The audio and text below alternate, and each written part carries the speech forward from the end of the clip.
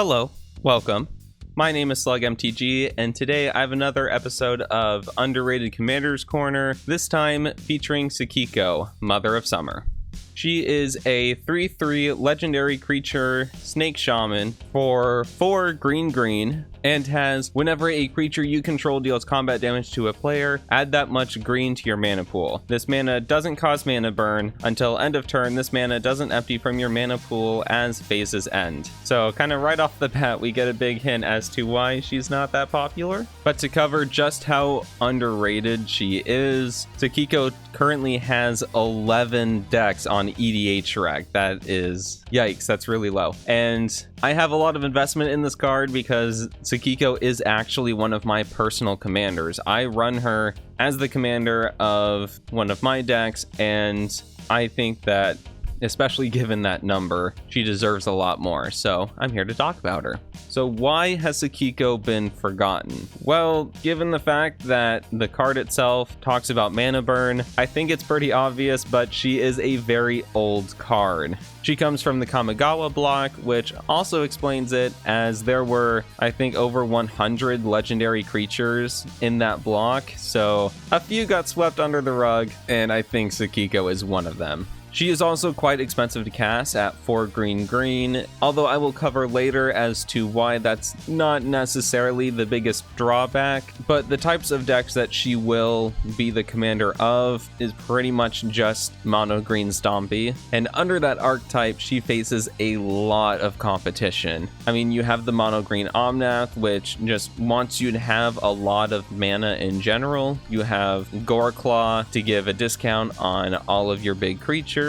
You have Sasaya, which once you reach that condition, you will have more mana than you will ever need in a game of Magic. But I think the biggest rivalry that Sakiko has is with Selvala, Heart of the Wilds. Each one of these commanders could be the commander of a mono green stompy list, and there are even more than the ones that I have mentioned, but Sakiko does face a lot of competition for that commander slot, given just the sheer amount of commanders that someone can choose. And being one of the older commanders, she's kind of just forgotten, and if someone looks on the EDH Rec page to choose a mono green commander, they're going to have to scroll pretty far down before seeing her. And I believe that's why Sakiko has kind of fallen to the wayside and needs a little bump to help push her back into the spotlight that she deserves. So let's talk about what Sakiko brings to a game of Commander. I mean, she kind of only brings one thing to a game of Commander, but that is a lot of extra mana. The payoff for that mana is very easy to reach, as given you're playing mono green stompy, she just rewards you for what you're already doing.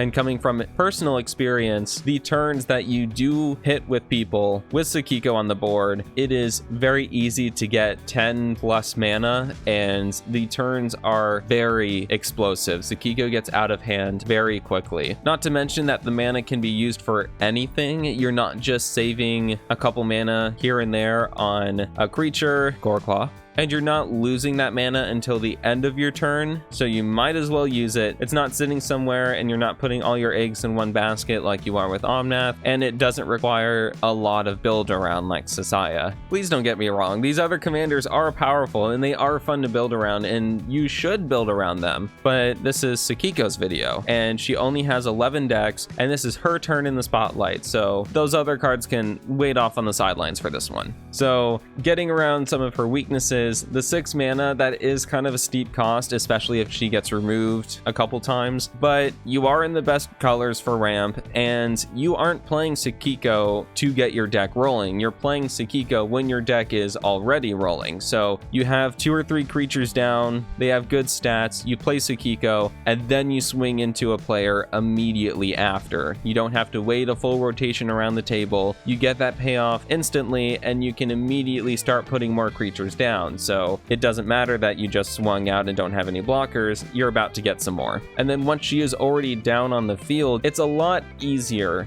to save your lands for answers or for protection going around the table than it is with some of these other commanders. And because the mana doesn't have any restrictions on it, you more than likely want a few activated abilities in the deck, as well as you can just, if you don't have a creature in hand, you can drain all of that mana into those activated abilities, and it's quite fun to do so, I must say.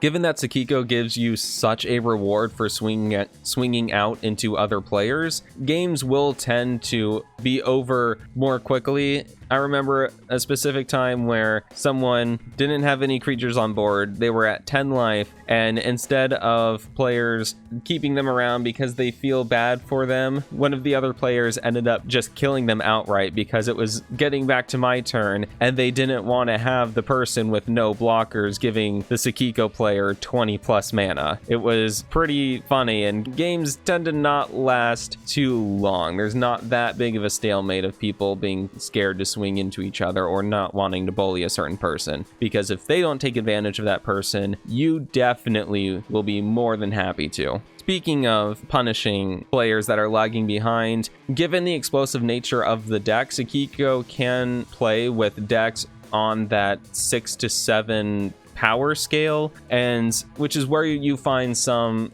beginning combo decks. And these combo decks, some of them, they just want to sit there and do what they're doing. And they might play things like Propaganda or Ghostly Prison to stave off large armies, but since you're playing Mono Green Stompy, all you need is one big creature, and you don't mind paying 2 mana because you're going to get that right back. And Sakiko really punishes decks that run little to no creature interaction and just kind of rely on incentivizing you to attack others. Sakiko doesn't care, and Sakiko will punish them. Not to mention turning all that damage into mana. It's a very fun deck. I always have fun playing Sakiko. I have people that want to borrow my Sakiko deck whenever they play because they think it's a lot of fun. And the best thing about the deck is it doesn't revolve around Sakiko. The deck makes no sacrifices running her as the commander because you don't have to change anything. You don't have to run anything to untap, or you don't have to run anything to bring lands into your hand. It's just Mono Green Stompy, and Sakiko adds so much to the deck without taking anything away from it.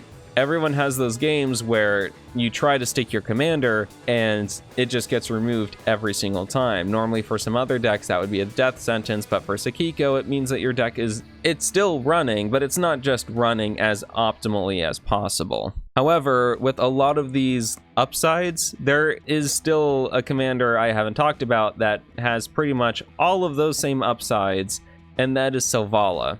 I will say right off the bat, Selvala is much more powerful than Sakiko. However, Selvala does come with a few downsides. Because Selvala is so powerful, you will most likely be playing Archenemy every single game, unless you're playing CEDH, in which case every deck is going to be absolutely insane. Selvala just brings so much inherent value to a deck that even people who haven't played against Selvala before, all it takes is just one game and you will be the archenemy from there on out. So it puts a huge target on your back. Not to mention that Selvala is quite expensive, not mana cost wise, but money wise. I think she's hovering around $20 at the time of this video, and that was right after her reprint. She used to be a lot more than that, and unless she gets reprinted again, asking $20 for a card, that's a lot for some people. And $20 is a lot to pay for something that's just going to eat Putrefy every single time she comes out.